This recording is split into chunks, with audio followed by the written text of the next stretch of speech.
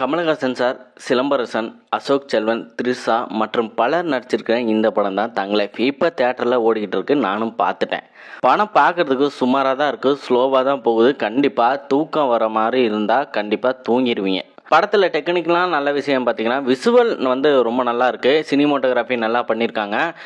AR ரஹ்மானோட background மியூசிக்கு வெறித்தனமாக இருக்குது. ஜிங்குஜா ஜிங்குஜா பாட்டு நல்லா இருக்குது. ஃபைட் சீக்வன்ஸ்லாம் பார்த்தீங்கன்னா ரொம்ப நல்லா எடுத்திருக்காங்க. குறிப்பாக படத்தோட கிளைமேக்ஸில் சிம்புக்குன்னு ஒரு ஃபைட் இருக்குங்க, அது நல்லா இருந்துச்சு. படம் ஸ்டோரி வைஸ் பார்த்தீங்கன்னா பழைய ஸ்டோரி தான். பழைய படமான நாயகன் படத்தையும் ஞாபகப்படுத்தும், இப்போ வந்த செக்கச்செவந்த படத்தையும் ஞாபகப்படுத்தும். ரங்கராய சக்திவேலுங்கிற ஒரு கேரக்டர் ஒரு ஸ்ட்ராங்கான ஒரு கேரக்டர். அந்த பேரை கேட்டால பயப்படுற அளவுக்கு அவரு என்ன பண்ணாருங்கிறத தெளிவாக காட்டல. சிம்பு நடித்த அமரன் கேரக்டர் நல்ல கேரக்டர் தான். ஆனால் டக்குன்னு அவர் மேலே வளர்ந்துடுறாரு.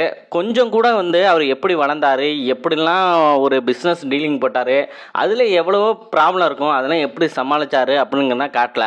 அடுத்தடுத்த சீன் இதுதான் நடக்க போகுதுன்னு உங்களால் கணிக்க முடியும். ஏன்னா அந்த அளவுக்கு தான் படத்தோட ஸ்க்ரீன் பிளே இருக்குது. ஆக்டிங்கை பொறுத்த வரைக்கும் கமலஹாசன் சாரை சொல்ல தேவையே இல்லை. அவரோட ஆக்டிங் எப்படி இருக்குன்னு உங்களுக்கு தெரியும்.